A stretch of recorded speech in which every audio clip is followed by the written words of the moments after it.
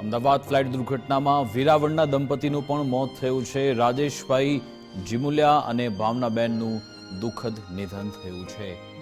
દંપતી લંડન સ્થિત દીકરીના સિમતમાં જઈ રહ્યા હતા। દુઃખદ ઘટનાને લઈ હવે પરિવાર સહિત તેમના સગાવાલામાં શોકનો માહોલ છે, પાડોશીમાં શોકનો માહોલ છે। પાડોશીના જન્મદિવસની ઉજવણીમાં પણ દંપતીએ ભાગ લીધો હતો।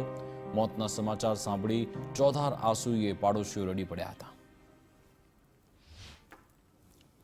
અને ડોટર બે ત્યાં જ છે। એની ડોટર છે એ પ્રેગ્નન્ટ હતી।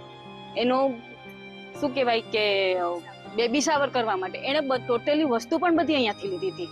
એટલે અહીંયાથી રોજે નીકળતા, રોજે અમારે કાયમી મુલાકાત થતી, કેમ કે અમે બધા સાથે બેસવા વાળા। બસ મારું મકાનનું કામકાજ ચાલુ છે તો એણે કીધું હું 3 મહિના પછી આવીશ, પછી તારા મકાનને જોઈશ। અમને શું ખબર હતી કે એ જોવાના જ નથી।